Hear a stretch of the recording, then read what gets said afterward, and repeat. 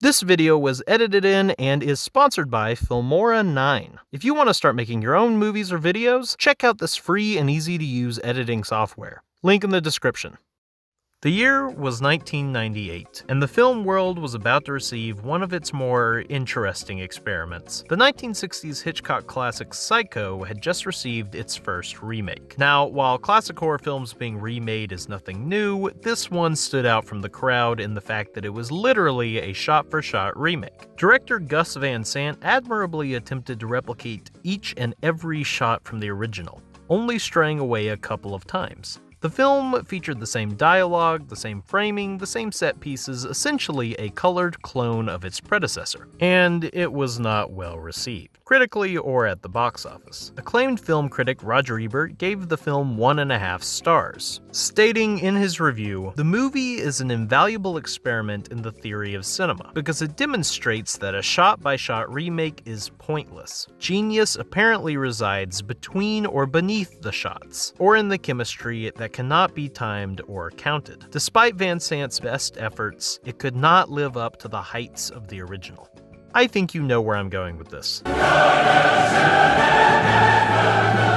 We live in an age of shot-for-shot remakes. Specifically, Disney remakes, and specifically live-action remakes of animated Disney films, which I suppose tricks audiences into thinking they're watching anything but a shot-for-shot remake, which probably explains why, unlike 1998 Psycho, these Disney remakes make bank.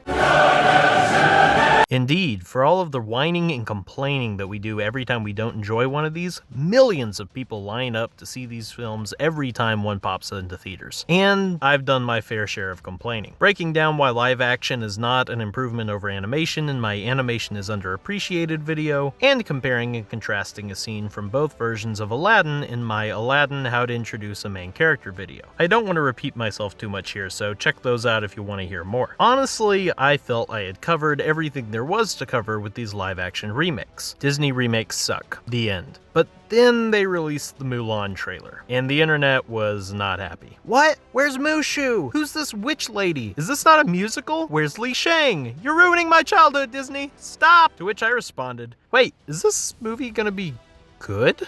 Look, I love the original Mulan, by and far one of my favorite movies as a kid. Make a Man Out of You might be my favorite Disney song, and I always thought Eddie Murphy's performance as Mushu was pretty dang funny. And the animation is gorgeous. It's a great movie, and I genuinely hope the remake is nothing like it. Why? Because different is good.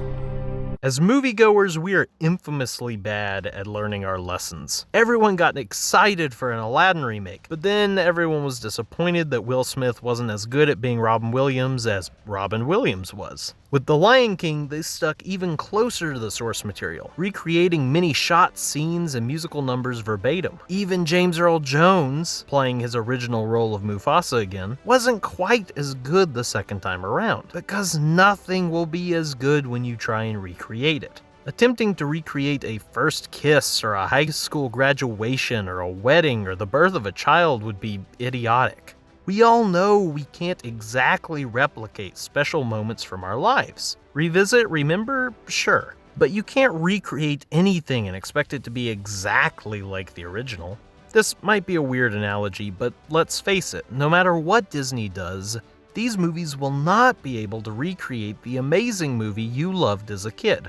It will never be the same or hold up to the original, even if it is a perfect recreation. No remake of The Lion King will ever be as special as just watching the original. The same goes for Beauty and the Beast, and Aladdin, and Cinderella, and The Jungle Book. Shot-for-shot remakes of films that follow the original's formula exactly can only ever disappoint. A dim Xerox of a Xerox, like warmed over leftovers. Disney remakes are essentially just the experience of revisiting something you loved as a kid only to realize it wasn't that great, synthesized and made into a movie. So, back to Mulan. Let's picture a Mulan movie that is exactly like the original, or even just really close. We'd probably get a photorealistic Mushu, who is nowhere near as expressive as the original Mushu. Maybe he doesn't emote at all, like Abu or Iago from the Aladdin movie. Or maybe he's more cartoony, with a great voice actor. But that voice actor probably won't be as great as Eddie Murphy, and we'll all spend the entire runtime thinking about how much better Eddie Murphy was in the role. Okay, but what if you just cast Eddie Murphy in the role? Well, that'd be better, but he's just rehashing all the lines he said in the original movie, and it probably wouldn't be as great as the original, just like James Earl Jones in the new Lion King. And if they didn't include all of Mushu's original jokes, face it, we'd all be disappointed if he didn't say, "Dishonor on you! Dishonor on your cow!" And here you can quickly see why I think a radically different take on the same story could be much better. We wouldn't be getting painfully watered down versions of the songs we love. We wouldn't be getting inferior live-action imitations of characters we know and love. We'll be getting something new, its own thing. And the new take we're being promised seems really interesting. The director has talked about how she's taking cues from historical war epics like Braveheart. And it's clear from the trailers that she's taking its style from Chinese martial arts films like House of the Flying Daggers. How freaking cool is that? Disney's first fantasy kung fu war epic? That sounds great. And as much as I love the original, sometimes it felt like it was struggling against its kid-friendly G rating. Like, it wanted to go dark, but then it had to insert a goofy slapstick joke to keep the little kids in the audience from being too emotionally scarred. It was trying to be a war movie for kids, and sometimes it just didn't work. I actually remember being a little kid and wondering why no one died. Like, come on, you've got swords, use them. With this movie, it's clear they're aiming for a slightly older Pirates of the Caribbean level audience. It won't be a gore fest, but we might get some cool action sequences. I like that this movie looks like it's taking itself seriously, and it isn't trying to be a live-action cartoon. This movie has potential to be the first of its kind to actually be a real movie and not a pale imitation of the original. Because different is good. And this applies to more than just Disney remakes. Movies are remade all the time, and the ones that stand the test of time are the ones that go in their own directions. Can you imagine if we had demanded that Christopher Nolan's Batman be just like the Tim Burton movies? We will have lost out on some of the best movies ever made. And I hope Matt Reeves' Batman movie is totally different from both Burton and Nolan. Horror films are remade constantly, but the films that have had a different take on the material are the films we remember. The Thing, The Fly, The Ring, these are all remakes that did their own thing and people love them for it, as opposed to remakes like 98's Psycho, which have been completely forgotten.